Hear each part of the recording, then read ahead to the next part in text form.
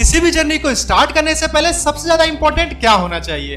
क्या आप अपने लगेज को अच्छे से पैक कर ले या फिर आपके पास बहुत सारे पैसे होने चाहिए? मेरे हिसाब से सबसे ज्यादा इंपॉर्टेंट है आपको आपके डेस्टिनेशन का मालूम होना और साथ ही में वो रास्ता जो कि आपको वहां तक ले जाए। और अगर ऐसा नहीं होगा तो आप एक ही जगह पर गोल गोल घूमते रह जाएंगे।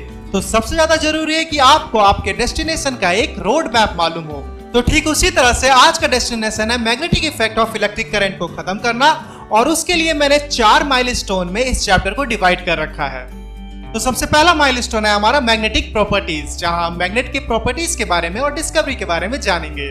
और दूसरा माइलस्टोन आ जाता है हमारा मैग्नेटिक फील्ड लाइंस, जहां पर हम मैग्नेट के फील्ड लाइंस और उसकी प्रॉपर्टीज को डिस्कस करेंगे। और तीसरा माइलस्टोन आ जाता है हमारा डीसी मोटर, जहां पर हम लॉरेंस फोर्स को पढ़ेंगे और पढ़ेंगे फ्लेमिंग्स लेफ्ट हैंड रूल।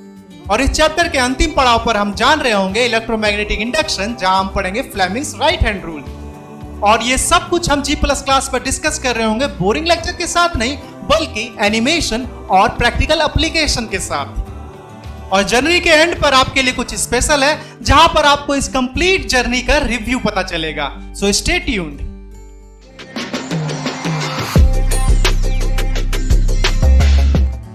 तो अब आपको पता है आपका डेस्टिनेशन, रोड मैप भी तैयार है, लगेज वो तो आपने पहले ही पैक कर लिया था, और पैसे उसकी तो कोई कमी नहीं है। तो कमी है बस एक छोटी सी चीज, मोटिवेशन की, जो कि एग्जाम के टाइम पे बहुत ही ज्यादा इंपॉर्टेंट है। तो इस वीडियो को स्टार्ट करते हैं एक छोटे से मोटिवेशन लाइन के साथ। अगर आपको अच्छा लगा तो कमेंट में जरूर लिखिएगा आई फेल्ट मोटिवेटेड। बेहतर से बेहतर की तलाश करो, बेहतर से बेहतर की तलाश करो, मिल जाए नदी तो समंदर की तलाश करो। टूट जाता है शीशा पत्थर की चोट से, टूट जाता है शीशा पत्थर की चोट से, टूट जाए वो पत्थर ऐसे शीशे की तलाश करो। तो रुकना नहीं है, थकना नहीं है, अगर कुछ पा भी लिया है तो ठहरना नहीं है। तो इसी मोटिवेशन के साथ शुरू करते हैं अपनी जर्नी विद फर्स्ट माइलस्टोन। तो हम सबसे पहले पढ़ने जा रहे हैं हमारी मैग्नेटिक प्रॉपर्टीज। हमारा पहला माइलस्टोन यही है, मैग्नेटिक प्रॉपर्टीज। यहां पर हम पढ़ रहे होंगे कि मैग्नेट की डिस्कवरी कहां हुई, मैग्नेट किस मटेरियल का बना होता है और इसकी कुछ अनोखी प्रॉपर्टीज के बारे में। तो मैग्नेट की अगर डिस्कवरी की बात करें तो आपने वो स्टोरी सेफर्ड की सुनी ही होगी। अगर नहीं सुनी है तो आप आई बटन पर क्लिक करके वो वीडियो भी देख सकते हैं। वहां पर हमको पता चला कि कैसे मैग्नेट डिस्कवर हुआ था। तो मैग्नेट की डिस्कवरी में कुछ पॉइंट है जो कि आप यहां पर नोट कर सकते हैं कि मैग्नेट जो है वो नेचुरल मैग्नेट की डिस्कवरी हुई थी एक सेफर्ड के द्वारा, जिसका नाम था मैग्नीज। और मैग्नीज कहां रहने का वाला था? मैग्नीजिया का, जो कि ग्रीस शहर में है। और इसी नेचुरल मैग्नेट को बोला जाता है मैग्नेटाइट, और इसी का दूसरा नाम भी है लोडस्टोन। तो ये सब रही बात हमारे मैग्नेट की डिस्कवरी से।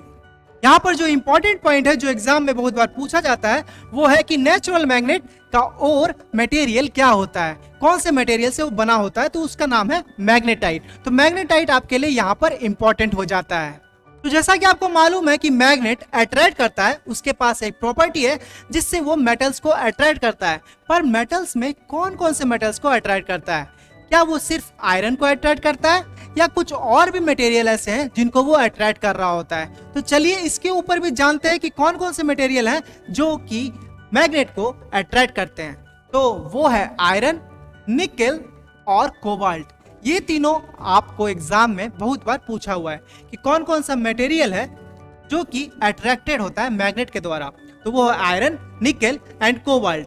और इन तीनों का मिक्स करके अगर कोई एलॉय भी है तो वो भी ऑब्वियसली इन तीनों में से किसी भी कंटेंट के कारण अट्रैक्टेड बाय मैग्नेट होगा। ठीक है। और यहां पर इस मटेरियल को जो कि अट्रैक्ट कर लेता है मैग्नेट से, वो होता है फेरोमैग्नेटिक मटेरियल। फेरोमैग्नेटिक मटेरियल क्या है?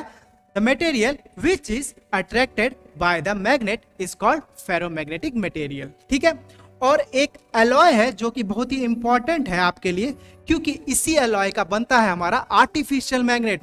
जो परमानेंट मैग्नेट था मैग्नेटाइट, वो बहुत ही ज्यादा स्ट्रांग नहीं होता था।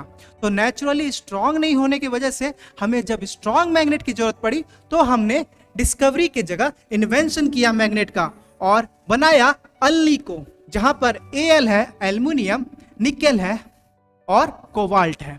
तो ये तीनों का एलॉय हमारा अल्ली को कहलाता है। और इसी को फेरोमैग्नेटिक मटेरियल भी कहते हैं, क्योंकि ये एक आर्टिफिशियल मैग्नेट है तो ये मैग्नेट प्रॉपर्टीज भी रखता है और इससे आर्टिफिशियल परमानेंट मैग्नेट बनाया जाता है। तो आर्टिफिशियल परमानेंट मैग्नेट अगर पूछे किस मटेरियल से बनाया जाता है तो आप क्या लिखेंगे, अल्निको। और ये बात याद रखिएगा, यहाँ पर कंफ्यूजन हो जाता है कि यहाँ पे Al जो है एल्युमिनियम है, तो आपको ये लग रहा होगा कि एल्युमिनियम भी मे बी फेरोमैग्नेटिक मटेरियल हो सकता है, बट सेपरेटली अगर एल्युमिनियम की बात करें तो वो नहीं है। इस बात का ध्यान रखिएगा। सिर्फ और सिर्फ सेपरेटली में बात की जाए तो आयरन, निकल एंड कोबाल्ट यही 3 मटेरियल है जो कि फेरोमैग्नेटिक मटेरियल है। तो अब हमको पता चल गया है कि नेचुरल मैग्नेट और परमानेंट मैग्नेट क्या है, तो उसकी कुछ प्रॉपर्टीज को भी जान लेते हैं। जैसा कि आपको पता होगा कि सेम पोल क्या करते हैं, रिपेल करते हैं ना। तो सेम पोल आप जब भी एक दूसरे के सामने रखेंगे तो वो दूर दूर भागता चला जाएगा, और अपोजिट पोल अगर रखा जाए तो वो क्या करेंगे, वो एक दूसरे को अट्रैक्ट कर लेंगे। तो नॉर्थ साउथ या south north attract each other, but north north और south south same pole will repel each other. ये तो सिंपल सी प्रॉपर्टी है, ये बचपन में आपने 8th क्लास में ही पढ़ा होगा। और एक और प्रॉपर्टी है, अगर हम सस्पेंड करें मैग्नेट को, अगर एक थ्रेड के सहारे हवा में सस्पेंड कर दे तो ये ऑटोमेटिकली अलाइन हो जाता है मैग्नेटिक अर्थ के पोल्स के नियर। जो हमारा साउथ पोल होता है वो साउथ दिखा रहा होता है, और वो नॉर्थ पोल जो है वो नॉर्थ साइड में अलाइन हो जाता है। तो ये भी एक प्रॉपर्टी है मैग्नेट की कि अगर उसको हैंग किया जाए, ठीक है, फ्रीली अगर हैंग किया जाए तो वो नॉर्थ साउथ से अलाइंड हो जाएगा।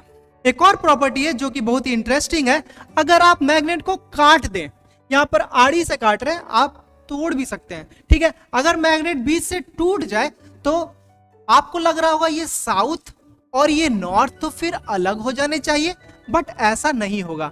जो हमारा साउथ है इसी साइड रहेगा, but immediately after the breaking point यहां से वहां पर अपोजिट पोल तुरंत बन जाएगा, और नॉर्थ इस साइड आ जाएगा, बट इमीडिएटली उसका अपोजिट साइड भी यहां आ जाएगा।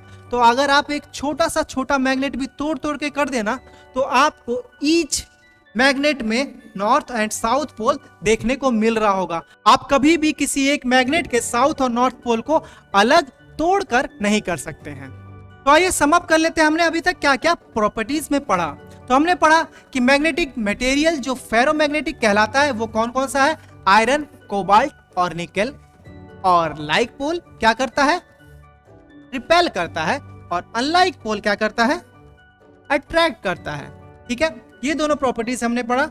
और एक और डायरेक्टिव प्रॉपर्टीज में हमने पढ़ा कि अगर किसी भी मैग्नेट को सस्पेंड किया जाए, फ्रीली हवा में लटका दिया जाए, तो वो ऑलवेज नॉर्थ साउथ के डायरेक्शन में अलाइंड हो जाएगा, ठीक है। और एक और प्रॉपर्टी हमने पढ़ा जो मैग्नेट के ब्रोकन होने पे होता है, कि अगर मैग्नेट को तोड़ दिया जाए तो दोनों ही हिस्सा मैग्नेट का जो है वो हमेशा नॉर्थ और साउथ दोनों ही पोल रखेगा। तो ये हमारी है मैग्नेटिक प्रॉपर्टीज। तो इसके ऊपर एक और इंटरेस्टिंग सा फैक्ट जान लेते हैं कि मैग्नेट को अगर बार बार हैमरिंग किया जाए, बार बार उसको पटका जाए, तो क्या होगा, मैग्नेट अपनी प्रॉपर्टीज जो है वो लूज करने जाएगा। यहाँ पे इसका स्ट्रेंथ जो है ये लूज होता चला जाएगा। एक और चीज है जिसकी वजह से इसका प्रॉपर्टीज लूज हो सकता है, वो है अगर इसको गर्म किया जाए। तो एक बर्नर पे डाल के इसको गर्म किया जाए, एक पॉइंट तक अगर इससे ज्यादा गर्म कर दिया जाएगा तो ये परमानेंटली भी अपना सारा का सारा मैग्नेटिक प्रॉपर्टीज लूज कर सकता है, या फिर टेम्पररी भी इसकी मैग्नेटिक प्रॉपर्टीज लूज हो सकती हैं अगर इसको गर्म किया जाए। तो ये तो था हमारा मैग्नेटिक प्रॉपर्टीज के बारे में। तो इसी के साथ हमारा पहला पड़ाव खत्म होता है। तो चलते हैं अब हमारे सेकेंड माइलस्टोन की तरफ, जो कि है मैग्नेटिक फील्ड लाइंस। यहाँ पर हम पढ़ेंगे कि मैग्नेटिक फील्ड लाइंस होती क्या है और इसकी प्रॉपर्टीज के बारे में जानेंगे कि मैग्नेटिक फील्ड लाइंस की प्रॉपर्टीज क्या होती है। तो मैग्नेटिक फील्ड लाइंस की अगर बात करें तो यह एक इमेजिनरी लाइन होती है जो कि हम नॉर्थ से स्टार्ट होती है और साउथ पे खत्म होती है। तो मैग्नेटिक फील्ड लाइन के बारे में अगर कोई पूछे तो आप क्या बताइएगा, it is the imaginary line which starts from the north and ends to south. ये सब कहाँ हो रहा होता है, मैग्नेट के बाहर होता है। और इसी के साथ एक और प्रॉपर्टी आ जाती है कि ये मैग्नेटिक फील्ड लाइन हमेशा क्लोज लूप बनाती है। इसका मतलब यह एक क्लोज सर्कल की तरह क्लोज लूप बनाएंगी। तो क्लोज लूप का मतलब क्या हुआ कि यहां से स्टार्ट हुई और वापस कंप्लीट करता हुआ लूप को वापस आ जाती है। तो इसका मतलब यहां से मैग्नेट के बाहर में तो ये नॉर्थ से साउथ जा रही है, बट मैग्नेट के अंदर ये क्या हो जाएंगी, साउथ से इंटर करते हुए नॉर्थ की तरफ जाएंगी। तो इसका मतलब inside the magnet magnetic field lines का डायरेक्शन क्या हो गया, साउथ टू नॉर्थ, और आउटसाइड द मैग्नेट क्या हो गया, नॉर्थ से साउथ। तो ये दूसरी प्रॉपर्टी हो गई। और मैग्नेटिक फील्ड लाइन को अगर ट्रेस करना है उसके लिए हमें एक कंपास की जरूरत चाहिए। कंपास को अगर हम यहाँ पर रखेंगे और अलग अलग डायरेक्शन में उसके पॉइंट को नोट करते जाएंगे तो हमें एक इमेजिनरी लाइन ड्रॉ करने को मिलेगा। तो ऐसा करते करते हम बहुत सारी इमेजिनरी लाइंस को ड्रॉ कर सकते हैं विथ यूजिंग अ कंपास, जहां पर हम कंपास को रख रहे होंगे और उसका नॉर्थ पॉइंट को हम पिन करते चले जाएंगे और उसके साथ हम ये कंप्लीट राउंड बना सकते हैं। यही हमको बताता है कि यह एक इमेजिनरी लाइन है जो हम कंपास से डिटेक्ट करके बना सकते हैं। ठीक है, अगर आपको और तरीका जानना है कि इसको और कैसे देखा जा सकता है तो इसको देखने का एक और तरीका है, अगर आप आयरन फील्ड्स की मदद से इसको देख सकते हैं। आयरन फील्ड्स अगर आपने हवा में उछाल दिए और एक मैग्नेट यहाँ पर सस्पेंडेड है तो इसी समय क्या होगा कि आपको यहाँ पर मैग्नेटिक फील्ड लाइंस बनती हुई दिखाई दे रही होंगी। यही मैग्नेटिक फील्ड लाइंस अरेंज हो जाती है, जो हमारे आयरन फील्ड्स है उनको अरेंज कर देती है इसी पैटर्न में जिस पैटर्न में हमारा मैग्नेटिक फील्ड लाइंस बन रहा होता है। और यहीं पर आप एक और चीज देख पा रहे हो कि मैग्नेटिक फील्ड लाइन जहां से स्टार्ट होती है, यानी पोल से स्टार्ट जहां पे हो रही है वहां पे, और जहां एंड हो रही है वहां पर भी बहुत ज्यादा डेंसर है। यहाँ पर नंबर ऑफ फील्ड लाइंस और यहाँ पर नंबर ऑफ फील्ड लाइंस बहुत ज्यादा है इस जगह के मुकाबले या इस जगह के मुकाबले। इसका मतलब मैग्नेटिक फील्ड लाइन जो है हमारी वो डेंसर होती है कहां पर, पोल्स पर, या तो नॉर्थ या तो साउथ, दोनों पोल्स पर क्या होती है हमारी मैग्नेटिक फील्ड लाइन बहुत ही ज्यादा डेंस होती है। तो इसी को देखने का एक और इंटरेस्टिंग तरीका है कि ये फेरोमैग्नेटिक फ्लूइड है। ये फेरोमैग्नेटिक फ्लूइड ऐसा फ्लूइड है जो कि मैग्नेट से अट्रैक्ट करता है और ये लिक्विड फॉर्म में होता है। तो इससे एक इंटरेस्टिंग पैटर्न बन रहा होता है इसके ऊपर। जैसे जैसे ये मैग्नेट के नजदीक आ रहा है आप ये इंटरेस्टिंग सा पैटर्न देख रहे हो जो स्पाइक्स के फॉर्म में यहाँ पे फॉर्म हो रहे हैं। स्टार्टिंग में तो ये बहुत कम है और धीरे धीरे जैसे जैसे ये नजदीक आ रही है वैसे वैसे ये ज्यादा होते जा रहे हैं। इसका मतलब यहाँ पर मैग्नेट है और मैग्नेट का ये नॉर्थ पोल है और मैग्नेट के नीचे जो होगा वो ऑब्वियसली साउथ पोल होगा। तो ठीक है, तो इसका मतलब मैग्नेटिक फील्ड लाइंस कैसी होंगी, मैग्नेटिक फील्ड लाइंस हमारी यहां से निकल रही होंगी, नॉर्थ से निकलते हुए साउथ की तरफ जा रही होंगी, है कि नहीं।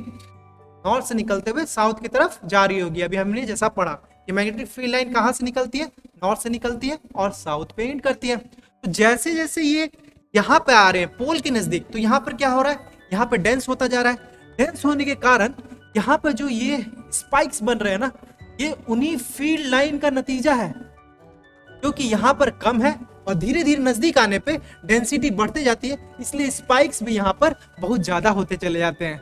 यही रीजन है कि हमारा जो स्पाइक्स है वो नजदीक आने पर ज्यादा बन रहे हैं। और इन स्पाइक्स को आप टच भी कर सकते हैं अपनी उंगलियों से। ये स्पाइक्स कुछ ज्यादा हार्मफुल नहीं होती, ये लिक्विड का फॉर्म है, इसीलिए आप इसको टच भी कर सकते हैं। बस उंगलियां थोड़ी गंदी हो सकती है क्योंकि ये डार्क मोबिल टाइप का एक लिक्विड होता है। तो इसी से हमको पता चलता है कि मैग्नेटिक फील्ड लाइंस बहुत ही ज्यादा डेंस होती है, कब, जब वो मैग्नेट के बहुत ज्यादा करीब होती है।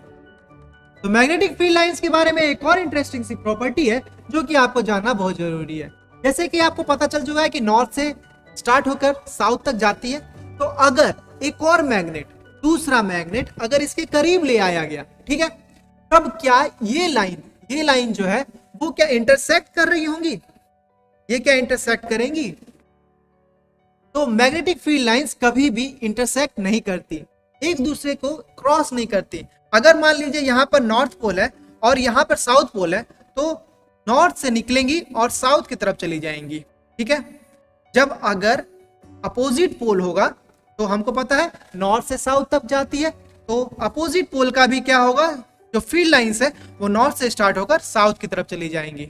और अगर यहीं पे अपोजिट जाए तो चली गई, बट अगर सेम पोल ले आए तब क्या होगा, यहाँ पर नॉर्थ जो है ये अपने साउथ की तरफ आ जाएगा और इसका भी नॉर्थ पोल से निकला हुआ फील्ड लाइन अपने मैग्नेट के साउथ की तरफ चला जाएगा, जो कि ऑब्वियसली इस साइड होगा।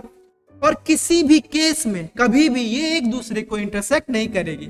इसका मतलब कि आप यहाँ पर दूसरा मैग्नेट जैसे ही लाएंगे तो इसका अरेंजमेंट खुद ही खुद चेंज हो जाएगा, और ताकि ऐसा कंडीशन कभी भी ना बने कि एक क्रॉस बन जाए किसी एक पॉइंट पे। तो ये क्वेश्चन बहुत ही इंपॉर्टेंट क्वेश्चन है कि does magnetic field line intersect each other, और क्यों नहीं करती, तो इसका आपको रीजन देना पड़ेगा।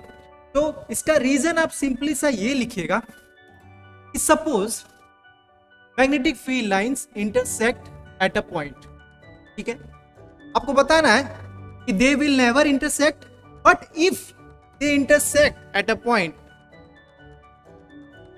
on that place if you keep a compass, the compass will deflect in only one direction। ऐसा तो पॉसिबल हो ही नहीं सकता ना कि कंपास जो है एक ही टाइम पर दो डायरेक्शन में पॉइंट आउट करे, ऐसा पॉसिबल ही नहीं है। तो इसका मतलब अगर आप यहाँ पर कंपास रखेंगे तो आपका नॉर्थ पोल या तो इस साइड पॉइंट आउट कर रहा होगा या तो इस साइड पॉइंट आउट कर रहा होगा। एक ही पॉइंट पे ये दोनों डायरेक्शन में तो पॉइंट आउट कभी नहीं कर सकता। तो इसी वजह से हम कह सकते हैं कि the magnetic field line never intersect each other. तो आप देखिए यहाँ पर अगर मैग्नेटिक फील्ड लाइन देखना है और यहाँ पर आपने कंपास रख दिया तो आपको यहाँ पे अलाइनमेंट दिखाई देगा। तो ऐसा कोई पोजीशन बन रहा है क्या इन केसेस में जहां पर एक ही बार में नॉर्थ पोल और साउथ पोल एक साथ दो पॉइंट को दिखाए? तो ऐसा तो कभी नहीं हो रहा होगा। लेकिन इस केस में जहां पर दो क्रॉस बने तो वहां पर आपको नॉर्थ पोल या तो इस साइड दिखा रहा होगा या तो इस साइड दिखा रहा होगा, लेकिन एक ही पॉइंट पे इट्स नेवर पॉसिबल ही नहीं है, ऐसा कभी नहीं हो सकता।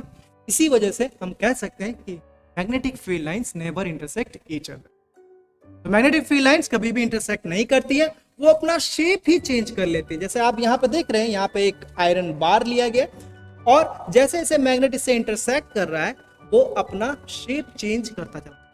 इसी वजह से हमारा मैग्नेटिक फील्ड लाइन कभी भी एक दूसरे को कट नहीं करती है। तो आइए समअप कर लेते हैं हमने क्या क्या मैग्नेटिक फील्ड लाइंस की प्रॉपर्टीज के बारे में पढ़ा। हमने पढ़ा magnetic field lines are imaginary lines. सबसे पहले हमने क्या पढ़ा? मैग्नेटिक फील्ड लाइंस क्या होती है? इमेजिनरी लाइंस होती है। ओके, दूसरा पॉइंट हमने पढ़ा कि हमेशा ये ओरिजिनेट करती है नॉर्थ पोल से और एंड करती है साउथ पोल पे। तो नॉर्थ पोल से स्टार्ट करती है और साउथ पोल पे एंड करती है। ये कहाँ हो रहा होता है? ये मैग्नेट के बाहर हो रहा होता है। ये बात आप याद रखिएगा।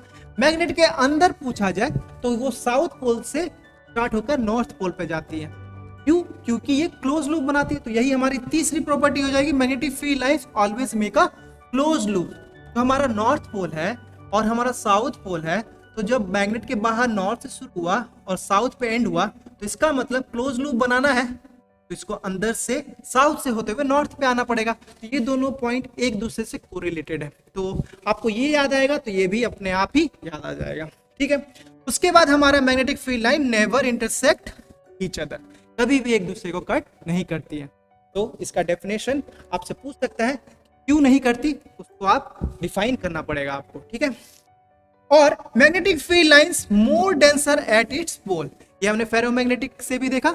यहाँ पर जहां पर पोल हो रही थी वहां पर बहुत सारा हमारा मैग्नेटिक फील्ड लाइन था, यानी डेंस होता है। डेंसिटी मतलब ज्यादा, वहां पर मैग्नेटिक फील्ड लाइंस की नंबर्स ऑफ फील्ड लाइंस ज्यादा होते एक जगह पर, उसी को कहते हैं डेंसिटी। तो डेंस होता है कहां पर? पोल्स पर, या तो नॉर्थ पोल पे या तो साउथ पोल। दोनों जगह पे हमको क्या दिखती है? मैग्नेटिक फील्ड लाइन बहुत ही ज्यादा डेंस दिखती है। तो ये तो हो गई हमारी प्रॉपर्टीज की बात। यहाँ पर अगर आपको स्क्रीनशॉट चाहिए तो स्क्रीनशॉट ले सकते हैं, नहीं तो आपको पूरा का पूरा पीडीएफ आपको डिस्क्रिप्शन में टेलीग्राम चैनल से मिल जाएगा। तो क्या मैग्नेटिक फील्ड लाइन सिर्फ और सिर्फ मैग्नेट से ही प्रोड्यूस हो सकती है या फिर इसको प्रोड्यूस किसी और भी तरीके से किया जा सकता है? तो इसी पर आए हमारे ओरेस्टेड साहब। उन्होंने बताया कि मैग्नेटिक फील्ड लाइंस क्रिएट हो सकती हैं एक करंट कैरिंग कंडक्टर से भी, और उसी ने ये एक्सपेरिमेंट करके बताया उन्होंने कि हमारा अगर एक करंट कैरिंग कंडक्टर है, यहाँ पर देख सकते हैं आप, एक बैटरी है और यहाँ से करंट को पास कराया जा रहा है। करंट को जैसे ही पास कराया जा रहा है तो यहाँ पर एक कंपास है जो कि डिफ्लेक्ट करने लग जाता है। पहले ऐसे था और वो अब ऐसे हो जाता है। इसका मतलब यहाँ पर डिफ्लेक्शन दिखने को मिला। डिफ्लेक्शन देखने को मिला जब करंट पास हो रहा था। तो इसका मतलब ये जो है, ये जो वायर है, करंट कैरिंग कंडक्टर जो है, वो भी अपना मैग्नेटिक फील्ड बना रहा होगा, तभी तो ऐसा पॉसिबल है कि ये जो डिफ्लेक्शन आपको देखने को मिल रहा है, तो इसका मतलब कि current carrying conductor can also produce a magnetic field. और इसी एक्सपेरिमेंट को करने के लिए उन्होंने कुछ ऐसा सेटअप बनाया था, यहाँ पर उन्होंने बैटरीज का इस्तेमाल किया था, और बैटरीज का इस्तेमाल करने के बाद उन्होंने एक वायर से होते हुए इस बैटरी से करंट को पास किया था, और उसके जस्ट इमीडिएटली डाउन में रखा था एक कंपास। ये मैग्नेटिक कंपास डिफ्लेक्ट करने लगा था जैसे ही करंट का सप्लाई ऑन हो रहा था। तो चलिए जो जो इंपॉर्टेंट पॉइंट है इस एक्सपेरिमेंट को लेके वो देख लेते हैं। तो उनका पूरा नाम था हैंस क्रिस्टियन ओरेस्टेड, इनका जन्म कितने ईस्वी में हुआ था, और जो मेन आपको याद रखना है वो है, कभी कभी पूछता है कि कब, तो उन्होंने 1820 में ये बताया था, डिस्कवर किया था कि एक कंपास जो है वो डिफ्लेक्ट कर जाएगा। कब डिफ्लेक्ट करेगा? अगर कोई इलेक्ट्रिक करंट पास किया जाए एक कंडक्टर में और वो पास रखा जाए कंपास के, तो आपको देखने को मिलेगा डिफ्लेक्शन। इसका मतलब करंट कैरिंग कंडक्टर क्या करता है? एक मैग्नेटिक फील्ड प्रोड्यूस करता है।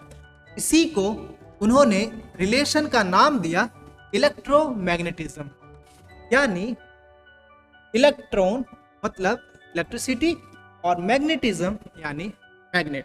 तो इलेक्ट्रिसिटी और मैग्नेटिज्म के बीच में एक रिलेशन है, इसी का नाम उन्होंने दिया इलेक्ट्रोमैग्नेटिज्म। तो उन्होंने जो एक्सपेरिमेंट किया था वो एक स्ट्रेट करंट कैरिंग कंडक्टर के साथ किया था। बट क्या सिर्फ स्ट्रेट करंट कैरिंग कंडक्टर ही मैग्नेटिक फील्ड प्रोड्यूस करेगी?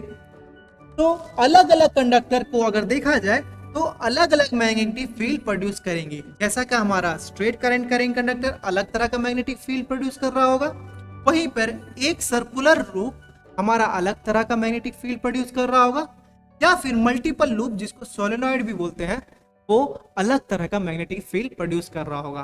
तो इसमें हमको ये भी जानना है कि ये तीनों तरह के जो हमारे कंडक्टर हैं, अगर इनमें करंट डाला जाए तो कैसा मैग्नेटिक फील्ड प्रोड्यूस कर रहा होगा। तो सबसे पहले आ जाते हैं हमारे current carrying conductor in a straight line.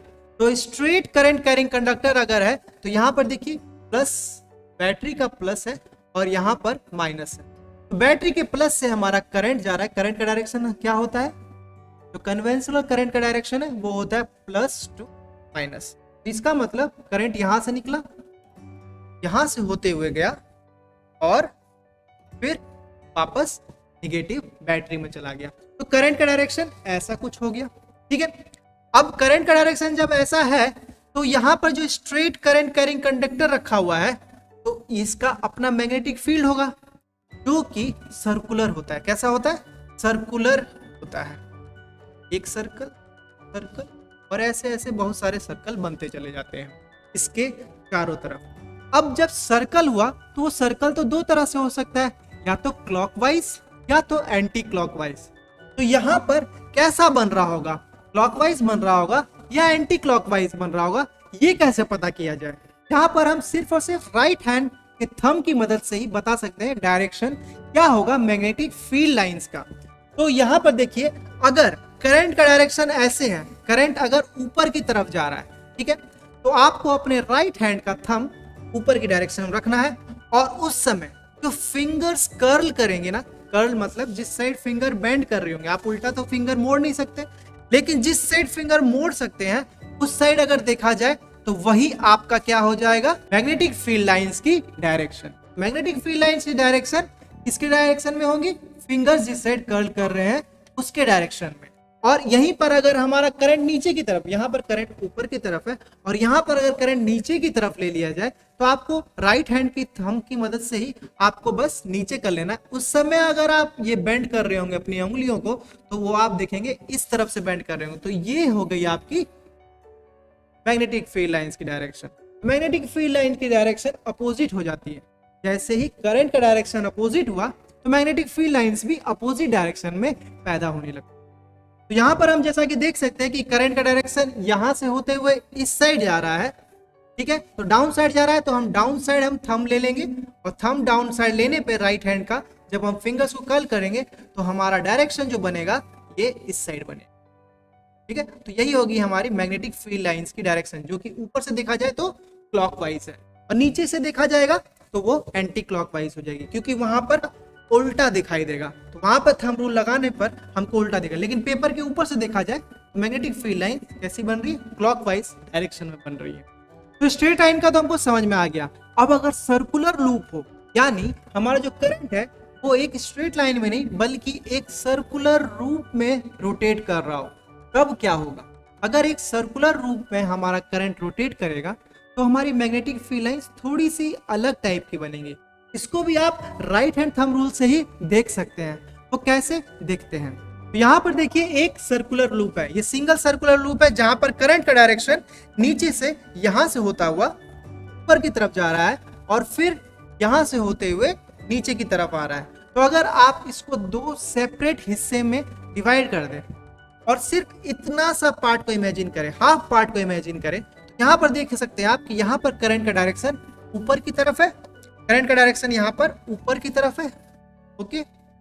और यहां से घूमता हुआ करंट वापस यहाँ जो आ रहा है वो नीचे की तरफ है। तो यहां से करंट ऊपर की तरफ जा रहा है और यहां से करंट नीचे की तरफ आ रहा है, ठीक है। तो इसका मतलब यहां पर हम लगा सकते हैं राइट हैंड थंब रूल। यहाँ पर थंब का डायरेक्शन करंट को दिखाता हुआ ऊपर की तरफ रखेंगे और फिंगर जो कर्ल करेंगी वो इस डायरेक्शन में करेंगी, फिंगर की डायरेक्शन इस डायरेक्शन में कर्ल कर रही होंगी। इसका मतलब हमारा मैग्नेटिक फील्ड लाइन इस साइड घूमने लगा। और यहां पर जब हम देखेंगे जहां पर करंट का डायरेक्शन नीचे की तरफ है तो हम थंब को भी नीचे की तरफ रखेंगे, उसके बाद फिंगर्स को कर्ल करेंगे तो हमारी डायरेक्शन ऑफ फील्ड लाइन इस साइड हो जाएंगी, क्लॉकवाइज, और यहाँ पर एंटी क्लॉकवाइज। तो देखिए इस साइड हमारी एक और सर्कुलर लूप बन रही है और इस साइड एक और सर्कुलर लूप बन रही है। यहाँ पर एंटी क्लॉकवाइज बन रही है और यहाँ पर क्लॉकवाइज बन रही है। तो ऐसा करते करते जो हमारी सेंटर में है ना, ये एक स्ट्रेट लाइन बन जाती है, याद रखिएगा। सर्कुलर लूप में सेंटर में पूछ देता है कि कैसा लाइन होगा। तो ये तो देखिए सर्कुलर है, इधर भी सर्कुलर है, लेकिन यहां पर ये एक इतना बड़ा सर्कल होगा जो कि रिप्रेजेंट कर रहा होगा एक स्ट्रेट लाइन से। आप याद रखेंगे कि है तो ये सर्कल का ही part, but it is shown by a straight line because it's a part of a very big circle. ये तो था हमारा magnetic field line in a single loop. तो सिंगल लूप में आपने देखा दो अलग अलग सर्कल बनते हैं और बीच में एक स्ट्रेट लाइन बनता है क्योंकि ये बहुत ही बड़े सर्कल का पार्ट होता है। यहाँ पर भी आप राइट हैंड थंब रूल की मदद से डायरेक्शन निकाल सकते हैं मैग्नेटिक फील्ड लाइन का, ठीक है। यहाँ तक हमको समझ में आ गया। अब अगर यही लूप एक नहीं बल्कि मल्टीपल हो तब क्या होगा? तब वो बन जाएगा हमारा सोलेनॉइड, क्योंकि यहाँ पर एक लूप नहीं बल्कि मल्टीपल्स लूप लिए गए हैं, ठीक है। यहाँ पर नंबर ऑफ लूप्स एक से ज्यादा है तो वो क्या बन जाता है? सोलेनॉइड बन जाता है। इसी को कहते हैं सोलेनॉइड। तो सोलेनॉइड का अगर आप मैग्नेटिक फील्ड ड्रॉ करें तो वो एग्जैक्टली जो हमने बार मैग्नेट का मैग्नेटिक फील्ड पढ़ा था ना, एग्जैक्टली वैसा ही होता है। तो यहां पर भी आप देख सकते हैं कि मैग्नेटिक फील्ड लाइंस नॉर्थ से स्टार्ट होते हुए साउथ की तरफ एंड कर रही हूं, और ये पूरा का पूरा आप as a bar magnet consider कर सकते हैं, ठीक है। इसको आप पूरा एक बार मैग्नेट समझ सकते हैं। और हमारा यहाँ पर नॉर्थ पोल बन रहा है और यहाँ पर बन रहा है हमारा साउथ पोल, ठीक है। तो इसमें ये कैसे पता चलेगा कि कौन सा नॉर्थ है और कौन सा साउथ है? तो इसको पता करने के लिए हमारे पास दो तरीके हैं। पहला क्लॉक फेस रूल, या फिर आप simply write hand thumb rule से भी इसको भी पता कर सकते हैं, ठीक है। वो हम थोड़ी देर के बाद जानेंगे, बट इस मैग्नेटिक फील्ड लाइंस के बारे में थोड़ा सा और जान लेते हैं। यहाँ पर नॉर्मल बार मैग्नेट के बारे में हमने जो पढ़ा था वो तो पढ़ा ही था, और यहाँ पर एक और क्वेश्चन पूछता है कि हमारा जो मैग्नेटिक फील्ड लाइंस है इनसाइड द सोलेनॉइड कैसी होंगी? तो वो इंक्रीज करती हुई होंगी सेंटर से जब हम नॉर्थ की तरफ जाएंगे, या डिक्रीज करती होगी जब सेंटर से नॉर्थ की तरफ जाएंगे, या फिर कभी भी इंक्रीज और कभी भी डिक्रीज नहीं करेंगी, वो यूनिफॉर्म रहेंगी, यानी हमेशा सेम रहेंगी। तो यहाँ पे देखिए पैरेलल लाइंस है, इसका मतलब यहाँ पर अगर कोई खड़ा हुआ और नया यहाँ पे नापा कितना लाइंस जा रहा है, और यहाँ पर उतने ही बड़े सर्कल में भी नापा, तो सेम होगा कि नहीं? होगा ना। बट इस केस में यहाँ पर देखिए, यहाँ पर अगर कोई नापा कितना नंबर ऑफ लाइंस है और यहाँ पर नापा कितना नंबर ऑफ लाइंस है, तो क्या होगा? यहाँ पर उसको ज्यादा दिखाई देगा और यहाँ पर इसको कम दिखाई देगा, क्योंकि हमने पढ़ा है मैग्नेटिक फील्ड लाइंस पोल्स पर क्या होती है, डेंस होती है, तो इसका मतलब यहाँ नंबर ऑफ फील्ड लाइंस ज्यादा है। बट जब हम पोल से थोड़ा दूर चले जाते हैं तो हमारी मैग्नेटिक फील्ड लाइन कम हो जाती है, ठीक है। बट सोलेनॉइड के केस में जो अंदर होता है ना, अंदर क्या होती है, यूनिफॉर्म होती है, यहाँ पर भी उतनी, बीच में भी उतनी, पोल पे भी उतनी, मतलब अंदर की तरफ से देखेंगे तो आपको यूनिफॉर्म दिखाई देगा। तो ये वर्ड याद रखिएगा, inside the solenoid the magnetic field lines are uniform, ठीक है, ये बात आपको याद रखना है। और जो बाहर का प्रॉपर्टी है वो तो एग्जैक्टली बार मैग्नेट की तरह रिजेंबल कर रहा होता है, वहां पर भी हम नॉर्थ से साउथ की तरफ एंड करते हैं और इनसाइड साउथ से नॉर्थ की तरफ। और कैसे पता चलेगा कि अब यहाँ नॉर्थ है कि वहाँ साउथ, ये देख लेते हैं। तो जैसा कि मैंने कहा कि आप यहाँ पर भी लगा सकते हैं राइट हैंड थंब रूल। यहाँ पर बस आप अब तक क्या कर रहे थे, थंब में राइट हैंड थंब रूल लगाने वक्त थंब का डायरेक्शन करंट के लाइन में ले रहे थे। बट यहाँ पर क्या करेंगे आप कि करंट का डायरेक्शन जो होगा वो होगा हमारा फिंगर्स कर्ल जिस साइड कर रही है वो, और थंब हमको देगा नॉर्थ पोल, ठीक है, ये उल्टा हो जाता है यहाँ पर। तो जैसा कि आप यहाँ पर देख सकते हैं कि करंट पॉजिटिव से होता हुआ इधर जा रहा है, ठीक है, तो हम करंट की डायरेक्शन किसको लेंगे, फिंगर्स को। तो फिंगर हमारी ऐसे गई और ऐसे बेंड होगी, ऐसे कर्ल हो रही है ना, देख रहे हैं आप, अंदर की तरफ बोर्ड की तरफ मुड़ते हुए जा रही है, और फिर कॉइल ऐसे ऐसे घुमाए और फिर वापस यहाँ से निकल गया, यहाँ से आया है और यहाँ से निकल गया। तो करंट की डायरेक्शन हम इस बार फिंगर से लेंगे और फिंगर देखेंगे अंदर की तरफ बेंड कर रहा है, तो उस समय अंगूठा किस साइड हो जाएगा, मेरा अंगूठा नीचे की तरफ हो जाएगा। तो इसका मतलब ये हो गया हमारा नॉर्थ पोल और ये हो गया हमारा साउथ पोल, ठीक है, ऑटोमेटिकली हो जाएगा, क्योंकि ये तो नॉर्थ हो गया, जिस साइड हमारा थंब पॉइंट आउट किया उस साइड अगर नॉर्थ है तो इसका अपोजिट क्या होगा, ऑब्वियसली साउथ होगा। वैसे ही हम यहाँ पर देख सकते हैं कि करंट का डायरेक्शन ऐसे लिया तो फिंगर जिस साइड बेंड हुई थंब को नीचे की तरफ, तो ये हो गया हमारा नॉर्थ, ये हो गया हमारा साउथ।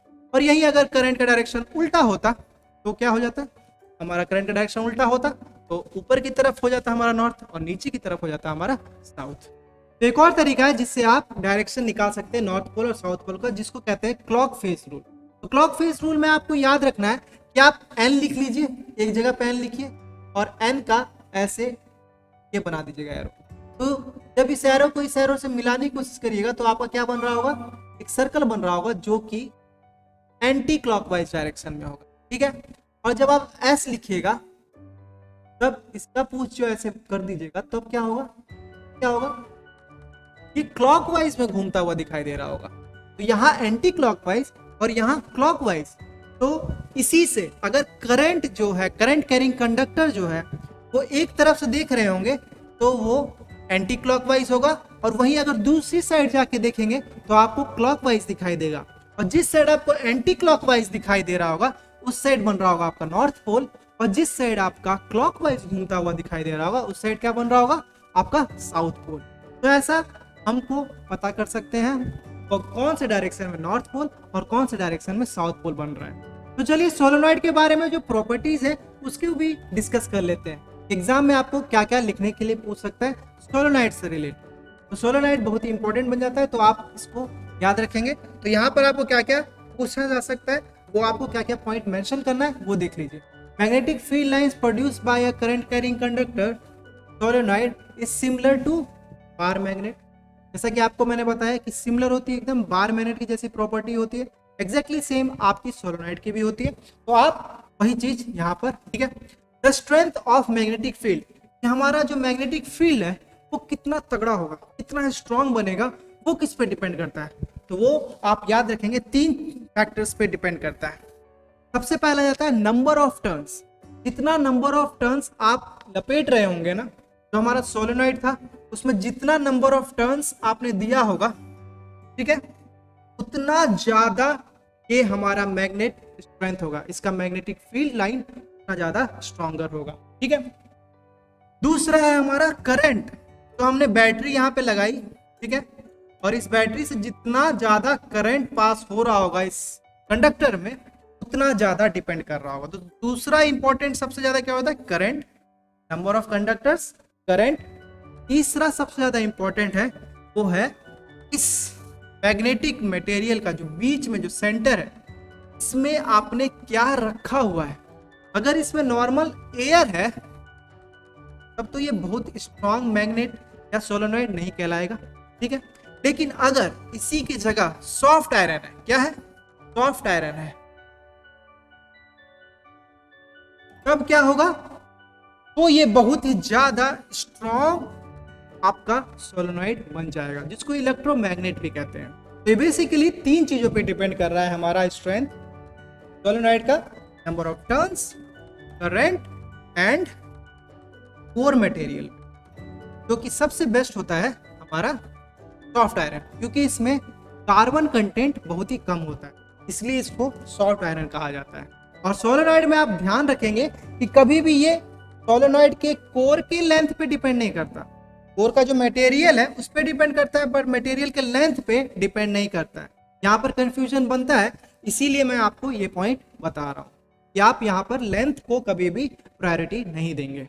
तो कोर मटेरियल से मेरा क्या मतलब है, तो जैसे कि आप यहाँ पर देख सकते हैं, ये एक्सपेरिमेंट आपने करके देखा होगा, नहीं तो मैंने आपको शॉर्ट्स में भी दिखाया हुआ है। आप अगर मेरे शॉर्ट्स को फॉलो करते हैं तो वहां पर मैंने एक्सपेरिमेंट करके भी दिखाया हुआ है कि अगर एक आयरन नेल लिया आपने और उसके ऊपर नंबर ऑफ कंडक्टर्स यानी कॉपर वायर को लपेट दिया, तो उसके बाद अगर आप इसके ऊपर करंट देंगे एक बैटरी की मदद से, तो ये एक मैग्नेट बन जाएगा, जिसको हम कहते हैं इलेक्ट्रोमैग्नेट। और ये इलेक्ट्रोमैग्नेट क्या कर रहा होगा, एक इधर नॉर्थ पोल और इधर साउथ पोल बना रहा होगा, ठीक है। नॉर्थ पोल और साउथ पोल बना रहा होगा, तो इसका मतलब ये हमारा मैग्नेट हुआ। और इसको इस प्रॉपर्टीज कैसी रिजेंबल कर रही होंगी, एग्जैक्टली बार मैग्नेट की तरह रिप्रेजेंट कर रही होंगी, ठीक है। और हमारा जो ये तो आयरन नेल लिया है ना हमने, इस पे डिपेंड करता है कि अगर ये मटेरियल प्लास्टिक होता या वुड होता तो ये उतना स्ट्रॉन्ग मैग्नेट नहीं बना होता, या फिर हटा देते सिर्फ और सिर्फ एयर होता तो भी ये स्ट्रॉन्ग मैग्नेट नहीं बन पाता। लेकिन अगर हमने यहाँ पर जो मटेरियल है ये सॉफ्ट आयरन यूज किया होता तो ये बहुत ही ज्यादा स्ट्रॉन्ग मैग्नेट बन सकता है, ठीक है। तो स्ट्रॉन्ग मैग्नेट बनने के लिए हमको एक core material, number of turns और तीसरा कि कितना करंट फ्लो हो रहा है इसमें, इन तीनों पे डिपेंड करता है। तो सोलेनॉइड का कुछ इंपॉर्टेंट प्रैक्टिकल एप्लीकेशन भी है कि आप जैसे कि कुछ चीज है जिसमें आप आयरन फील्ड्स मिल चुके हैं, ठीक है। आयरन फील्ड अगर मिल चुके हैं तो आप क्या कर सकते हैं, यहाँ पर एक बड़ा सा सोलेनॉइड ले सकते हैं, उसको लटका सकते हैं और उसमें इलेक्ट्रिकल करंट देके इसको एनर्जाइज कर सकते हैं। इससे क्या होगा कि जैसे ही हमारा ये कन्वेयर बेल्ट घूम रहा होगा और इस पे से जब आयरन फील्ड्स जा रही होंगी तो वो क्या होंगी, वो अट्रैक्ट हो जाएंगी कहाँ, सोलेनॉइड की तरफ, और बाद में आप इसको ला के दूर करंट को ऑफ कर सकते हैं और उससे क्या होगा, हमारा सोलेनॉइड वापस डीमैग्नेटाइज हो जाएगा और ये नॉर्मल मेटल की तरफ बिहेव करने लगेगा। सारी मैग्नेटिक प्रॉपर्टीज जब तक है जब तक इसमें करंट पास कराया जा रहा है, यही एडवांटेज होता है हमारे सोलेनॉइड का। तो इसका एक और एप्लीकेशन है, वो भी आप देख लीजिए।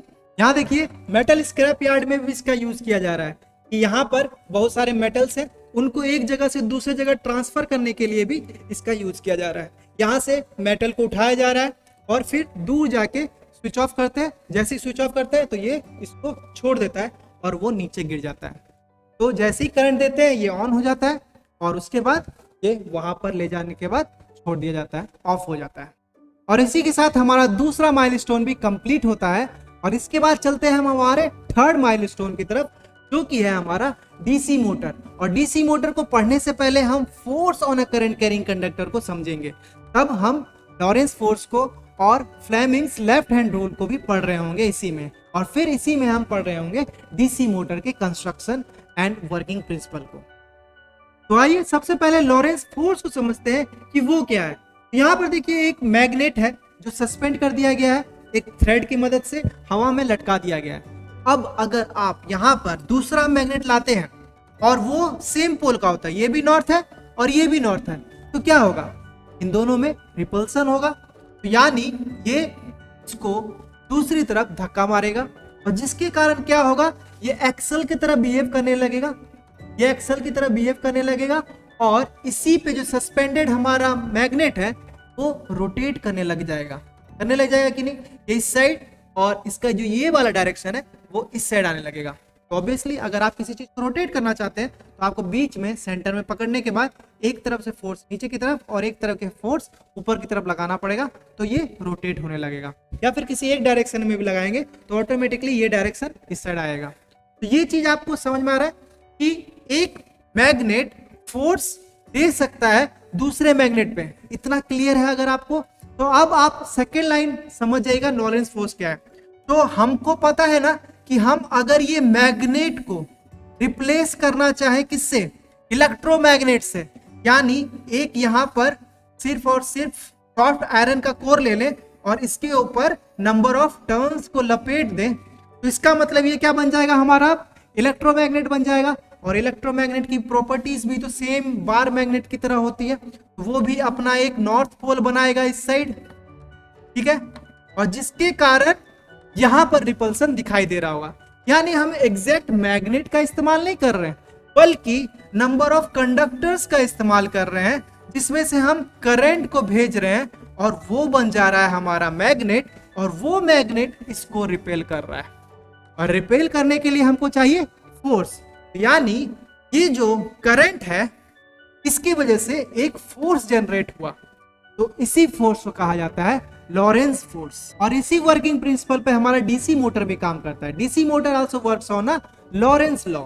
तो चलिए समझते हैं इसी को एक और एग्जांपल की मदद से। यहाँ पर देखिए एक करंट कैरिंग कंडक्टर ले लिया जो कि यहाँ पर ऐसे लगा हुआ है, ठीक है। यहाँ पर एक करंट कैरिंग कंडक्टर है और इसमें करंट सप्लाई किया जा रहा है इन पिंस की मदद से, ठीक है। इन पिंस की मदद से यहाँ पर करंट सप्लाई किया जा रहा है इन दो वायरों की मदद से। और जैसे ही करंट यहाँ से फ्लो हो रहा है, जैसे ही ऑन करते हैं तो ये अपना एक मैग्नेटिक फील्ड प्रोड्यूस करने लग जाता है। एक current carrying conductor magnetic field produce करने लग जाता है। ये स्ट्रेट है तो सर्कुलर लूप में करने लगेगा, ठीक है। और इसकी वजह से एक साइड नॉर्थ और एक साइड साउथ बन रहा होगा। और ये जो मैग्नेट है हवा में ऐसे सस्पेंडेड है, पहले आराम से लटका हुआ है, जैसे ही ऑन करते हैं तो ये एक फोर्स, यहाँ पर अट्रैक्शन फोर्स लग रहा है। क्यों? क्योंकि ये हो सकता है कि ये अपोजिट पोल बना रहा हो, इसके कारण ये क्या करने लगेगा, अट्रैक्ट करने लगेगा। पिछले केस में हम रिपल्सन देख रहे थे, वहां पे भी फोर्स था, तो रिपल्सन एंड अट्रैक्शन दोनों ही फोर्स ही है। तो यहाँ रिपल्सन हो या अट्रैक्शन हो तो यहाँ पर क्या पैदा हो रहा है, यहाँ पे फोर्स हो रहा है, और इसी फोर्स को लॉरेंस फोर्स कहते हैं। और इसी को आपके एनसीईआरटी बुक में इस डायग्राम की मदद से दिखाया गया है, वो कुछ इस तरह से है। आपको एग्जाम में अगर लॉन्ग टाइप्स के आंसर में पूछे डिफाइन लॉरेंस फोर्स एंड इसके बारे में डायग्राम बनाने के लिए बोले तो ज्यादा नंबर का रहे तो आपको डेफिनेटली ये डायग्राम बनाना पड़ेगा। तो यहाँ पर देखिए ये जो है एक कंडक्टर है, ठीक है, ये कंडक्टर है, इसी को करंट कैरिंग कंडक्टर बोला जाएगा जब इसमें हम करंट सप्लाई करेंगे, ठीक है। तो करंट सप्लाई करने के लिए हमको क्या चाहिए, बैटरी चाहिए, ठीक है। बैटरी में प्लस और माइनस होता है, तो प्लस और माइनस होता है, और प्लस से होता हुआ करंट फ्लो करेगा जब हम की को ऑन कर देंगे। की एज अ स्विच होता है, जैसे आप इसमें इंसर्ट करेंगे ये तो ये ऑन हो जाएगा और यहाँ से करंट फ्लो होना शुरू हो जाएगा। देखिए करंट फ्लो हो रहा है और यहाँ से वायर से होता हुआ ये इस साइड आ रहा है। साइड आने के बाद ये करंट कैरिंग कंडक्टर बन जाता है, इसमें करंट इस साइड फ्लो होने लगता है, ठीक है। अब करंट वापस फ्लो होके वापस बैटरी के नेगेटिव में चला जाता है। तो इसका मतलब ये जो कंडक्टर है अब इसमें क्या आ गया, करंट आ गया। अब करंट आया है तो इसका मैग्नेटिक फील्ड भी तो बनेगा। वो कैसे बना सकते हैं आप, राइट हैंड थंब रूल की मदद से। देखिए राइट हैंड थंब रूल क्या बोल रहा है कि करंट का डायरेक्शन ये है और मैग्नेटिक फील्ड डायरेक्शन उंगली के डायरेक्शन में, तो ये ऐसे ऐसे करके यहाँ पर मैग्नेटिक फील्ड लाइंस बनने लगी, ठीक है। अब ये जब मैग्नेटिक फील्ड लाइंस बन गई तो इसका मतलब ये मैग्नेट बन गया। ये जब मैग्नेट बन गया तो इसका मतलब यहाँ पर जो ऑलरेडी एक परमानेंट मैग्नेट रखा हुआ है, इसका नॉर्थ पोल और साउथ पोल एक साथ रखा हुआ है, यहाँ के बीच में अगर इसको रखा जाए तो ये ऑब्वियसली रिपेल करेगा या अट्रैक्ट करेगा, दोनों में से कुछ एक कर सकता है। और दोनों केस में क्या होगा कि ये फोर्स एक्सपीरियंस कर रहा होगा, ठीक है। और इसी फोर्स को शो करता है हमारा करंट। और ये किस किस पे डिपेंड हो गया, हमारे लेंथ पे। यहां पर आ जाता है हमारा लेंथ। ये कंडक्टर जितना लंबा होगा ना, जितना लंबा होगा उतना ज्यादा फोर्स इसके ऊपर दिख रहा होगा, महसूस हो रहा होगा। ठीक है। दूसरा, इस मैग्नेट का स्ट्रेंथ, ये जो मैग्नेट है हमारा, इसका अपना मैग्नेटिक फील्ड होगा, वो जितना स्ट्रॉन्गर होगा। अगर ये बहुत ज्यादा स्ट्रॉन्ग मैग्नेट है तो बहुत ज्यादा यहाँ पर मैग्नेटिक फील्ड लाइंस होंगी नॉर्थ से साउथ की तरफ जाते हुए। ठीक है। तो बहुत सारी मैग्नेटिक फील्ड लाइंस होंगी, बहुत सारा फोर्स भी यहाँ पर जनरेट हो रहा होगा। तो लंबाई और मैग्नेटिक फील्ड स्ट्रेंथ, दो चीज हो गया। और तीसरा चीज है हमारा करंट। करंट जितना ज्यादा यहां से जा रहा होगा उतना ज्यादा फोर्स जनरेट हो रहा होगा। तो ये जो फोर्स है ये तीन चीज पे डिपेंड कर जाता है। Force is directly proportional to the B magnetic field strength, I current and L length. तो बी आई एल से आप बिल से याद रख सकते हैं कि फोर्स जो है वो इन तीनों के डायरेक्टली प्रोपोर्शनल होता है। और ये किस डायरेक्शन में होता है, ये डायरेक्शन अब आपको कंफ्यूजन हो रहा होगा यहाँ पर कि ये या तो इधर जा सकता था या तो इधर जा सकता है, तो ये किधर जाएगा, ये कैसे पता चलता है? ये पता चलता है हमको फ्लेमिंग्स लेफ्ट हैंड रूल की मदद से। तो हम फ्लेमिंग लेफ्ट हैंड रूल पढ़ते हैं ये फोर्स किस साइड है वो डिटरमाइन करने के लिए। तो उससे पहले एक बार सम अप कर लेते हैं, हमारा force on a current carrying conductor किस किस फैक्टर्स पर डिपेंड करता है। इसका जो डायरेक्शन है वो किससे पता चलता है हमको? फ्लेमिंग लेफ्ट हैंड रूल की मदद से। ठीक है। और फैक्टर्स जो कि बहुत इंपॉर्टेंट है, जो एग्जाम में बहुत बार पूछा गया है, ठीक है, वो जो फैक्टर्स है, जो फोर्स किस पे डिपेंड करता है, कितना फोर्स जनरेट होगा। अभी मैंने बताया आपको ये स्ट्रेंथ ऑफ मैग्नेटिक फील्ड जिसको बी से रिप्रेजेंट किया जाता है। जितना ज्यादा जो परमानेंट मैग्नेट हमने रखा था वो जितना ज्यादा स्ट्रांग होगा उतना ज्यादा फोर्स प्रोड्यूस हो रहा होगा। और उसमें जो करंट कैरिंग कंडक्टर है उसमें जितना करंट दिया जा रहा होगा उतना ज्यादा, जिसको आई से रिप्रेजेंट किया जाता है।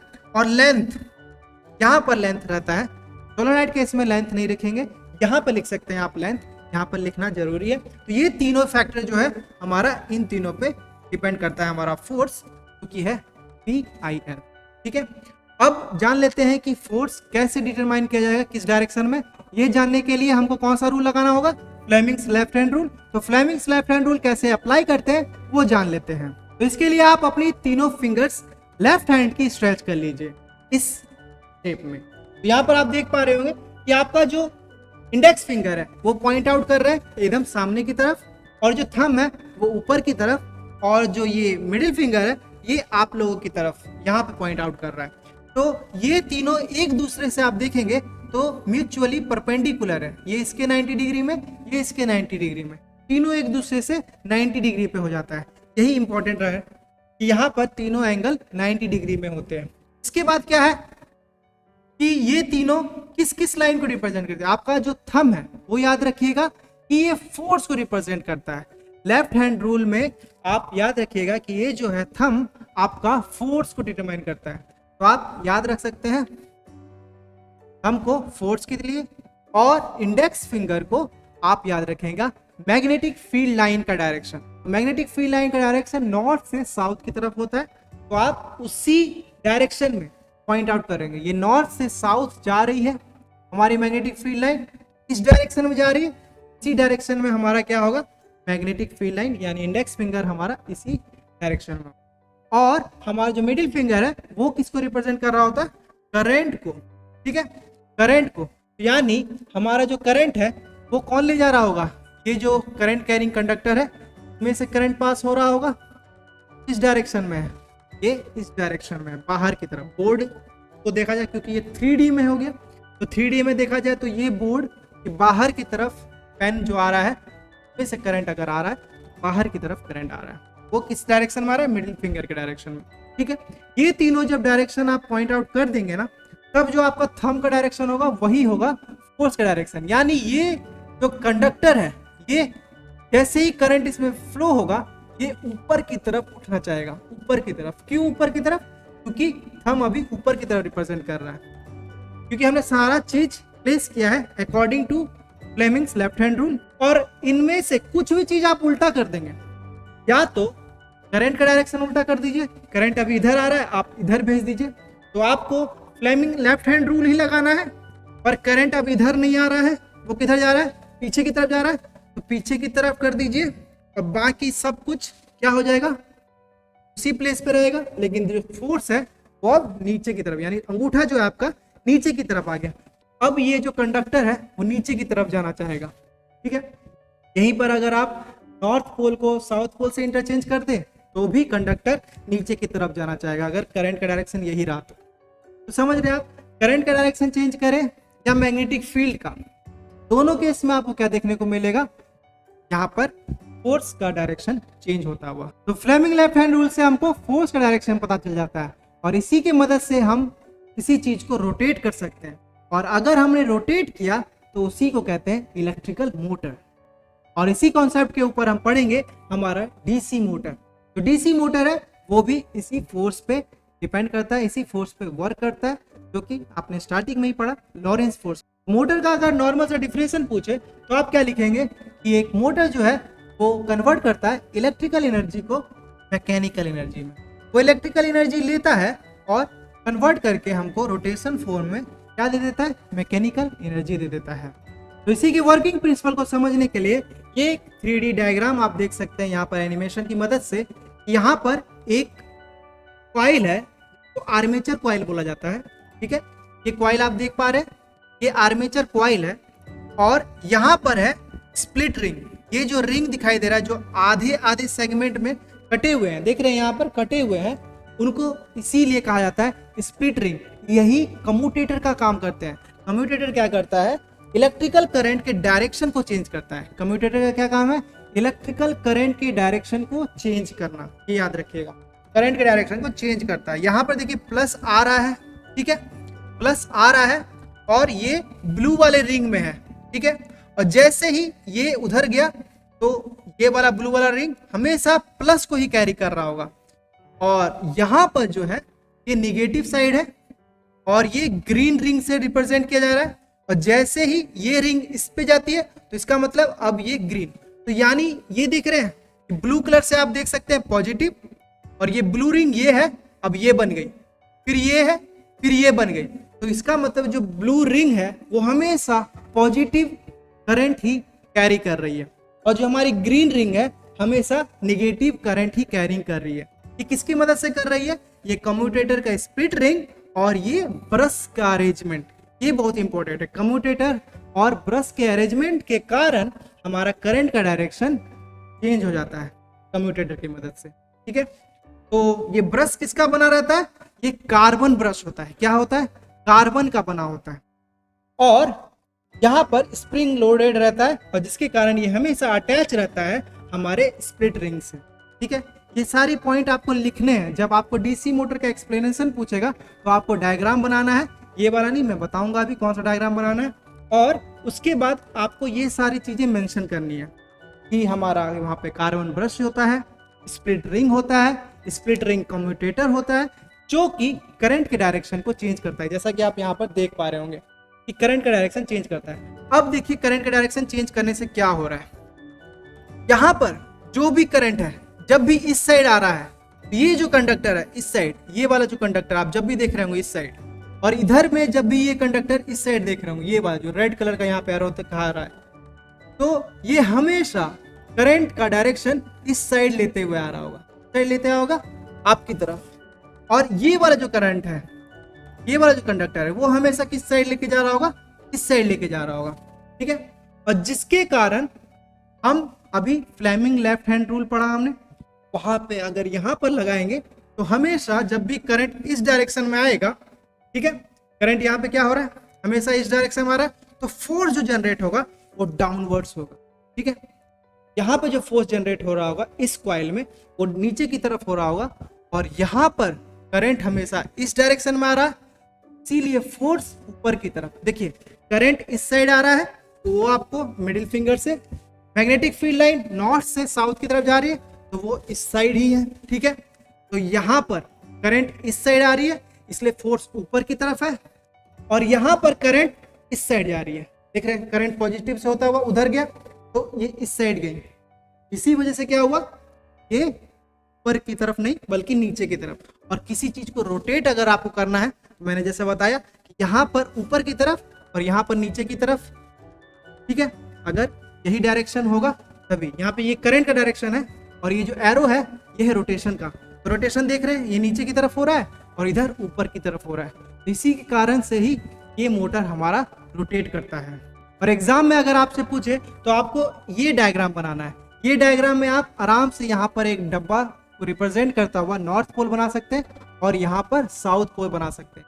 और आपको ये जो आर्मेचर कंडक्टर है उसको बनाना है ABCD करके, ठीक है। और आपका बैटरी हो गया, जहाँ से करंट का डायरेक्शन ये हो जाएगा। करंट का डायरेक्शन यहाँ से पॉजिटिव से होता हुआ, ये हमारा पॉजिटिव है, यहाँ से होता हुआ ये जो है हमारा X और Y जो है हमारा क्या है, ब्रशेस है, जो कि कार्बन का बना होता है, कार्बन का बना होता है। और ये जो होती है हमारी स्प्लिट रिंग होती है, क्या होती है, स्प्लिट रिंग होती है, तो कम्यूटेटर बोलते हैं। और इसी अरेंजमेंट के कारण हमारा करंट चेंज होता है।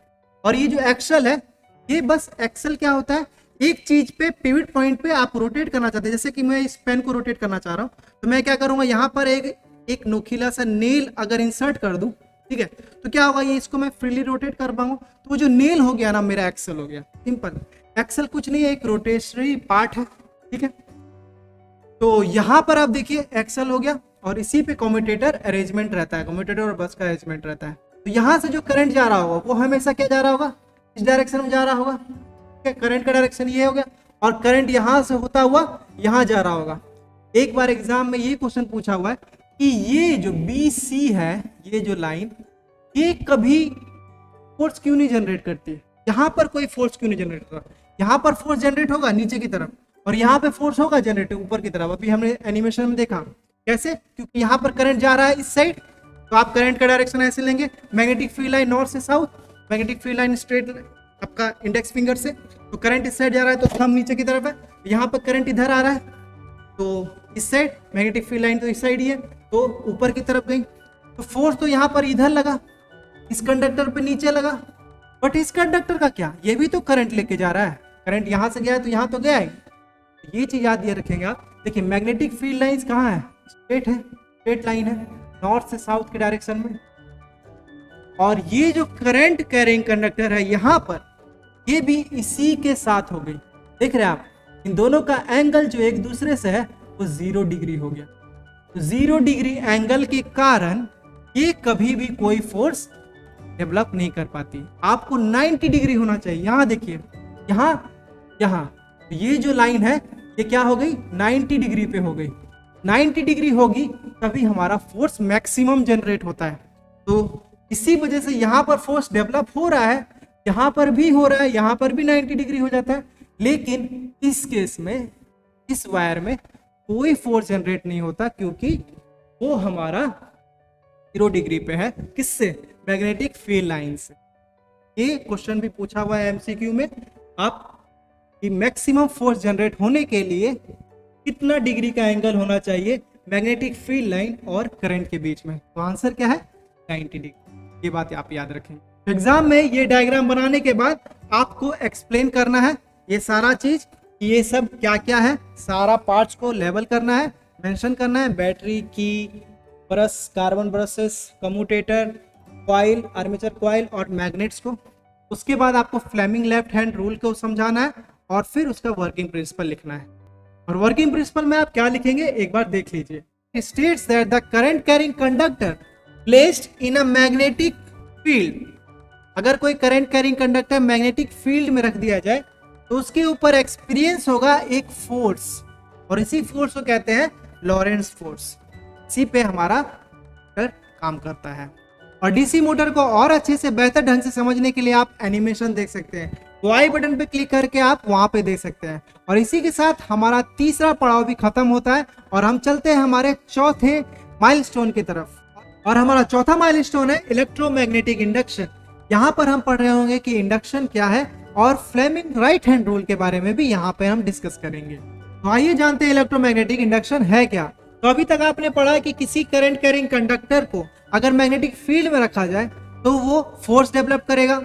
और यहाँ पर जस्ट उसका उल्टा पढ़ना है आपको कि अगर एक फोर्स ही दे दी जाए किसी मैग्नेट में और वो अगर किसी कंडक्टर के पगल से गुजारा जाए तो क्या होगा, उसमें करंट इंड्यूस हो जाएगा। इसी को कहते हैं इलेक्ट्रोमैग्नेटिक इंडक्शन। तो अगर आप कोई मैग्नेट लें और यहाँ पर एक कुछ कॉइल रखे हुए हैं, इन कॉइल को अगर आप देखें तो यहाँ नंबर ऑफ कंडक्टर्स है, और अगर इसी के बीच में हम एक मैग्नेट लें और उसको इंसर्ट करने लग जाए, तो जैसे ही हम इंसर्ट करेंगे तभी हमको एक डिफ्लेक्शन दिखाई देगा। ये गैल्वेनोमीटर है जो कि करंट को डिटेक्ट कर लेता है। ठीक है, गैल्वेनोमीटर का क्या काम है? एक स्मॉल अमाउंट ऑफ करंट को डिटेक्ट कर लेना। तो ये कब डिटेक्ट कर रहा है? जब हम जा रहे हैं तब इस साइड, और जब हम छोड़ दे रहे हैं तब कुछ नहीं हो रहा है, लेकिन फिर जैसे ही निकाल रहे हैं अपोजिट डायरेक्शन में आपको करंट प्रोड्यूस होता हुआ दिखाई दे रहा होगा। तो जब जाते हैं तब पॉजिटिव में, और जब रुक जाते हैं तो फिर जीरो, तो नल डिफ्लेक्शन कहा जाता है। और फिर जब निकालते हैं वापस तो फिर नेगेटिव साइड में। तो इसका मतलब हमारा जो मैग्नेट है वो एक मैग्नेटिक फील्ड के कारण प्रोड्यूस क्या कर रहा है? करंट प्रोड्यूस कर रहा है, और इसी को कहते हैं इलेक्ट्रोमैग्नेटिक इंडक्शन। और इलेक्ट्रोमैग्नेटिक इंडक्शन के प्रिंसिपल पे ही हमारा एसी जनरेटर भी काम करता है, जो कि हालांकि इस बार के सिलेबस में आप लोगों के लिए नहीं है, इसलिए इतना मैं उसमें डीप नहीं जाऊंगा। बट आपको ये जानना जरूरी है कि इंडक्शन क्या है, वो कैसे कैसे हो सकता है। तो पहला तरीका ये हो गया कि आप अगर किसी नंबर ऑफ लूप में अगर एक मैग्नेट को डालें तो आपको क्या देखने को मिलेगा? यहाँ पर करंट देखने को मिलेगा। ठीक है, ये पहला तरीका हो गया। दूसरा तरीका भी है इलेक्ट्रोमैग्नेटिक इंडक्शन कराने का। यहाँ पर भी देखिए एक गैल्वेनोमीटर लिया गया है। ठीक है, यहाँ पर नंबर ऑफ कॉइल है, बट यहाँ पर कोई मैग्नेट इंसर्ट नहीं किया जा रहा है। ठीक है, यहाँ पर कोई मैग्नेट को नहीं लाया जा रहा है, बल्कि एक इलेक्ट्रोमैग्नेट काइंड ऑफ थिंग बनाया गया है, जहां पर बैटरी की मदद से इसमें करंट पास किया जा रहा है इस स्विच के मदद से। जैसे ही स्विच ऑन होता है तो ये इलेक्ट्रोमैग्नेट एक मैग्नेट बन जाता है, और ये मैग्नेट अपना मैग्नेटिक फील्ड निकालता है जो कि इसके साथ इंटरेक्ट कर जाता है, और जिसके कारण इसको लगता है कि यहाँ पर कोई मैग्नेट ही आ रहा है। इसी वजह से ये क्या करता है? सेम अपना जैसे पिछले वाले केस में हो रहा था, यहाँ पर डिफ्लेक्शन शो करने लग जाता है। ये गैल्वेनोमीटर है, ये करंट को डिटेक्ट करने लग जाता है। जैसे यहाँ पर स्विच ऑन करते हैं उस समय, और फिर जैसे ही ऑफ करेंगे तो उस समय भी, तो इसको लगता है कि ये एक मैग्नेट को देख रहा है। तो ये इलेक्ट्रोमैग्नेट है, और हमने पिछले वाले एग्जांपल में देखा था एक परमानेंट मैग्नेट था। तो हमने दो तरीके से इलेक्ट्रोमैग्नेटिक इंडक्शन को पढ़ा। एक जहां पर हमारा परमानेंट मैग्नेट को ही कॉइल में डाला जा रहा था, जिसके कारण भी गैल्वेनोमीटर करंट को डिटेक्ट कर पा रहा था, और दूसरा जो हमने पढ़ा कि एक कॉइल दूसरे कॉइल से इंटरेक्ट कर रहा है, और एक में बैटरी के सप्लाई से इसको इलेक्ट्रोमैग्नेट बना के यहाँ का मैग्नेटिक फील्ड इसके साथ इंटरेक्ट कर रहा है, और तब यहाँ पर हमको गैल्वेनोमीटर में डिटेक्शन दिखाई दे रहा है। तो यहाँ पर करंट का डायरेक्शन क्या होगा, कैसे पता चलेगा? हमको करंट का डायरेक्शन निकालने के लिए हमको लगाना होगा फ्लेमिंग्स राइट हैंड रूल। यहाँ पर फ्लेमिंग्स राइट हैंड रूल लगाया जाएगा। तब हमको करंट का डायरेक्शन या तो इस साइड होगा या इस साइड होगा, तो वो हमको पता चलेगा किसकी मदद से? फ्लेमिंग राइट हैंड रूल की मदद से। तो फ्लेमिंग राइट हैंड रूल लगाने के लिए आपको अपना राइट हैंड निकाल लेना है, और इस बार क्या करना है? आपको सेम उसी तरह से उंगली को स्ट्रेच कर लेना है। बस इस बार याद ये रखना है कि आपका जो इस बार थंब है वो फोर्स को दिखाएगा, बट ये क्या हो रहा है एक्चुअली में? ये फोर्स आप लगा रहे हैं कंडक्टर के ऊपर। ठीक है, ये फोर्स आप लगा रहे हैं कि आप अगर किसी कंडक्टर को जबरदस्ती किसी मैग्नेटिक फील्ड में लाएं, ठीक है, तो वो डायरेक्शन ऑफ फोर्स है ये। ठीक है, या फिर डायरेक्शन ऑफ मोशन भी बोला जा सकता है इसको, डायरेक्शन ऑफ मोशन या मोशन ऑफ कंडक्टर बोल सकते हैं इसको, ये ज्यादा बेटर यहाँ पर रहेगा। जो थंब है राइट हैंड रूल में आपका डायरेक्शन ऑफ मोशन दिखा रहा होता है। तो आप कंडक्टर को कैसे ले जा रहे हैं? मैग्नेटिक फील्ड में अगर ऊपर की तरफ ले जा रहे हैं, और नॉर्थ से साउथ हमारा अगेन इंडेक्स फिंगर हमेशा मैग्नेटिक फील्ड लाइंस को रिप्रेजेंट करता है। तो मैग्नेटिक फील्ड लाइंस कहाँ से चलती है? नॉर्थ से साउथ की तरफ। तो नॉर्थ से साउथ की तरफ आपकी इंडेक्स फिंगर हो गई, और इस समय जो करंट प्रोड्यूस होगा वो किसके हिसाब से प्रोड्यूस होगा? आपके मिडिल फिंगर से। तो मिडिल फिंगर देखिए इस साइड आ जाती है, तो इसका मतलब करंट जो है इस कंडक्टर में इस साइड प्रोड्यूस होगा। कब? जब ऊपर की तरफ ले जाएंगे। और अगर नीचे की तरफ लाएंगे तब क्या होगा?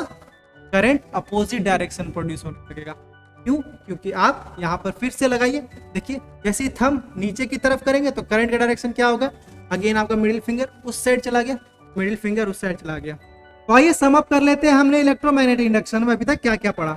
इलेक्ट्रोमैग्नेटिक इंडक्शन में, तो इलेक्ट्रोमैग्नेटिक इंडक्शन है ये हमारे एक ब्रिटिश साइंटिस्ट माइकल फैराडे ने दिया था 1831 में, इन्होंने ही बताया था।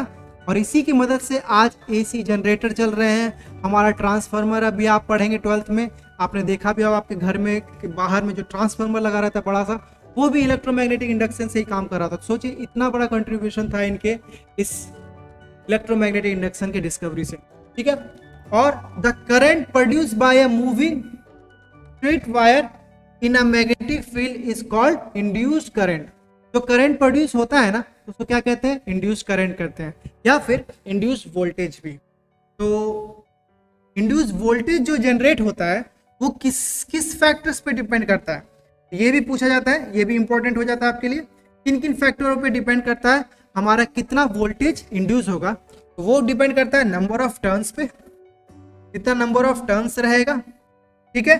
और दूसरा चीज डिपेंड करता है चेंज इन मैग्नेटिक फील्ड, कितनी जल्दी चेंज हो रहा है मैग्नेटिक फील्ड में। इसके ऊपर अगर आप शॉर्ट्स देखे होंगे मेरा, जल्दी अगर आप मैग्नेटिक फील्ड में चेंज कर रहे होंगे तो आपको बल्ब का ब्राइटनेस भी ज्यादा देखने को मिल रहा होगा। इसी को एक एनिमेशन की मदद से समझते हैं। यहाँ पर देखिए एक मैग्नेट है और इस मैग्नेट को रोटेट किया जा रहा है, किसकी मदद से, ये जो टैप वाटर आ रहा है इसकी मदद से एक मैग्नेट को रोटेट करता हुआ दिखाई दे रहा होगा।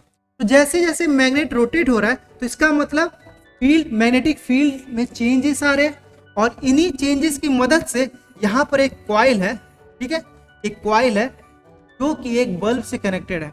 तो जैसे ही इसको चेंज दिखाई दे रहा है तो बल्ब हमारा उस समय ग्लो करता है और फिर डिम हो जाता है, और फिर जब नया मैग्नेट आता है, दूसरा पोल आता है, तो फिर से ग्लो करता है और फिर से डिम हो जाता है। इसी प्रिंसिपल पे हमारा एसी जनरेटर काम करता है। और इसी के साथ हमारा चौथा माइलस्टोन कंप्लीट होता है। और जैसा कि मैंने स्टार्टिंग में आपसे कहा था कि हमारे पास एक स्पेशल भी है जो कि आपको इस पूरे जर्नी का रिव्यू देगा, जो कि है आपका एक सिंपल सा टेस्ट। लिंक आपको डिस्क्रिप्शन में मिल जाएगा, जहां पर मैंने 10 MCQ क्वेश्चन रखे हैं, जिसको इमीडिएटली आप वहां पर सबमिट कर सकते हैं और देख सकते हैं आपका स्कोर, और आप शेयर भी कर सकते हैं उसको अपने फ्रेंड के साथ। और दूसरा है वहां पर ही उसी सेक्शन में, अगले सेक्शन में आपको मिल जाएगा लॉन्ग आंसर क्वेश्चन और शॉर्ट आंसर क्वेश्चन, जो कि बहुत ही इंपॉर्टेंट रहने वाले आपके इस बार के टर्म 2 एग्जाम के लिए, और उनका प्रैक्टिस आप अपने नोटबुक पे जरूर करें। और इसी के साथ हमारी जर्नी कंप्लीट होती है। और अगर आप देखना चाहते हैं हमारी playlist on magnetic effect of electric current, तो आप यहाँ पर क्लिक कर सकते हैं, और अगर आपको ये वीडियो पसंद है तो यहाँ पर भी क्लिक करके आप वो देख सकते हैं।